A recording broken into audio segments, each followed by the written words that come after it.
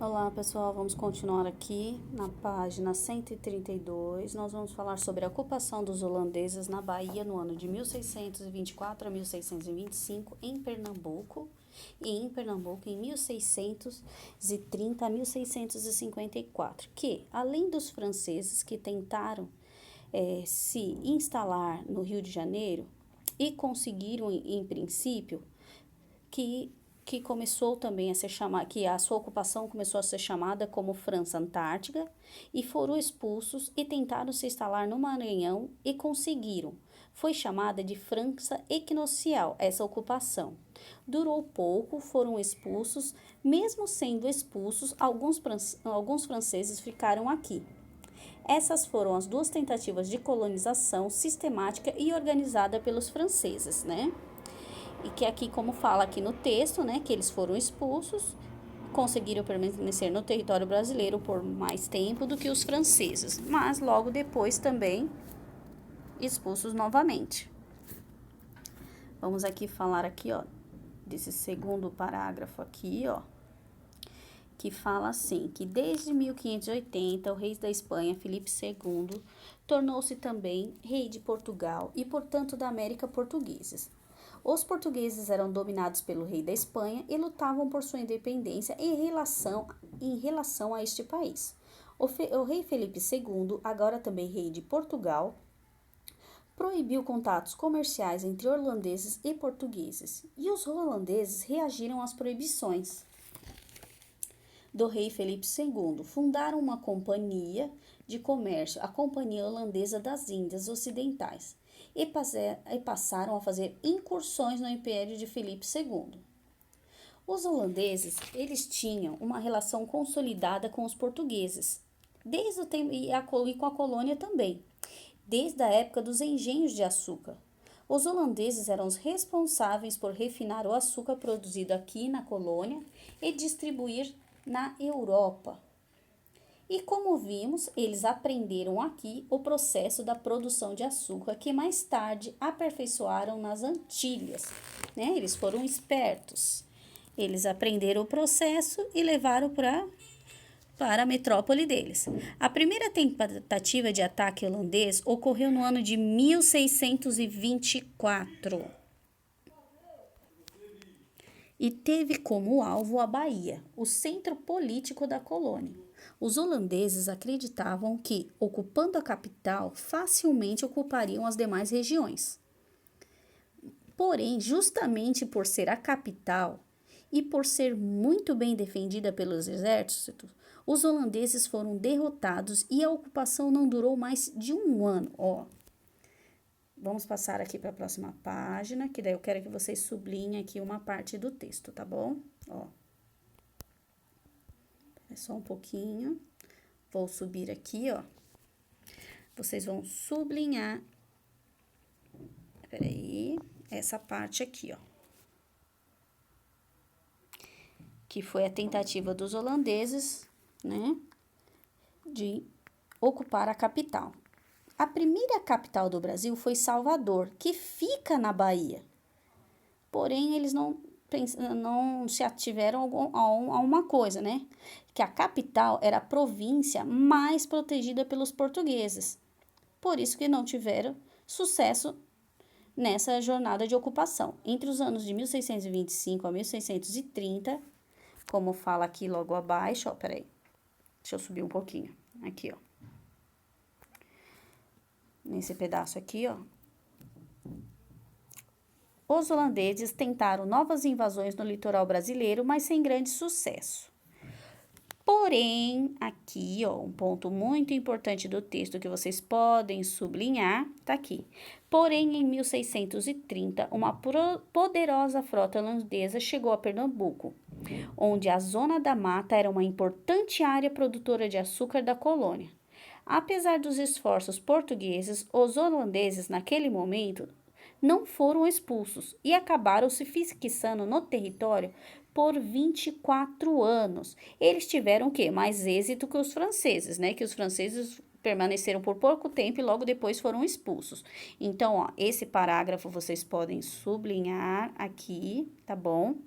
E aqui, ó, vamos ler esse próximo. Estabelecido o domínio militar pelos holandeses, em 1637, a direção da Companhia das Índias Ocidentais nomeou José Maurício de Nassau como governador de ocupação, cargo que exerceu até 1644, tá? E vamos supor que ele teve essa nomeação, né? Mas o território continua em disputa, não acabou a disputa pelo território. Aí vamos aqui, esse pedaço aqui vocês também podem sublinhar que é importante, tá bom? Vou subir um pouco a página, aqui, aí aqui, vamos aqui, ó. Apesar do estabelecimento de um governo holandês, o território continuou, peraí, deixa eu arrumar só a tela aqui, ó, que tá muito grande, aqui, ó. Continuou em disputa. Os portugueses organizaram inúmeras expedições a fim de expulsar os holandeses, tá? Mas não tiveram muito sucesso. Essas expedições não tiveram sucesso até que em 1645 iniciou-se a insurreição pernambucana.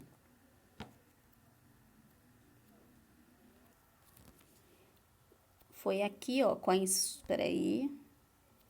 Foi aqui com a insurreição pernambucana que eles acabaram sendo expulsos definitivamente. Mas vamos lá, vamos continuar a leitura. Deixa eu subir a página, peraí, para ficar mais fácil aqui, ó. Aqui nesse parágrafo, interessados na produção açucareira, os holandeses mantiveram boas relações com os senhores de engenho, que recebiam financiamento dos holandeses em troca da entrega da produção do açúcar. Com o passar dos anos, essa relação começou a se complicar devido ao quê? Ao endividamento, à dívida dos senhores de engenho. Daí João Fernandes Vieira, um grande devedor dos holandeses, iniciou a luta contra estes defendendo a sua expulsão de Pernambuco. Vamos ler aqui o próximo parágrafo. Ó. Aí logo aqui abaixo fala assim, ó, que no ano de 1640, Portugal tornou-se independente da Espanha e estabeleceram-se negociações entre as autoridades portuguesas e os holandeses visando a saída destes dos territórios ocupados. A insurreição pernambucana, que terminou em 1654, levou à derrota dos holandeses. Foi aí o fim deles, depois dessa ocupação que eles nomearam aí, que foi a insurreição pernambucana. Aí que aqui, ó, e consequentemente, a desocupação do território, as negociações entre portugueses e holandeses se estenderam até 1661, quando foi assinado o Tratado de Paz, que foi a partir desse momento, né, essa insurreição que levou os holandeses à derrota. Aqui na imagem, logo aqui ao lado, ó, mostra mapa ilustrativo do esquadrão naval holandês na invasão de Pernambuco de 1630, tá bom, pessoal? Vamos agora aqui, ó, vamos sair da página 133 aqui, ó, e vamos para a página de atividades, tá bom? Só que antes de iniciar a página de atividade, nós vamos falar como foi o governo de Maurício Nassau. Aqui fala assim, que ele foi sob o governo dele que as conquistas holandesas foram consolidadas e se expandiram, né? Que muitos historiadores consideram que a expulsão dos holandeses do Brasil só ocorreu porque Nassau havia deixado o governo de ocupação. Ó, o governo de Nassau durou 7 anos, de 1637 a 1644. Ele foi responsável por várias transformações urbanas em Recife. Há quem considere que durante esse período Recife foi a principal cidade do Novo Mundo, tá? Vamos ver quais foram as características do governo de Nassau, o que ele fez ali na cidade, ó. Essa parte aqui é um ponto importante para vocês grifarem, tá bom? Ó, aqui. Investiu em infraestrutura, construindo pontes, diques, drenando pântanos, canais e construindo obras sanitárias. Investiu na qualidade dos serviços públicos, como coleta de lixo, trouxe para o Brasil cerca de 40 artistas e cientistas holandeses que se dedicaram a estudar e retratar a natureza brasileira. e que estudaram doenças tropicais e sua possível cura. Criou o Jardim Botânico, o Museu Natural, o Zoológico e o primeiro Observatório Astronômico das Américas. Modernizou os engenhos de açúcar, visando o aumento da produção.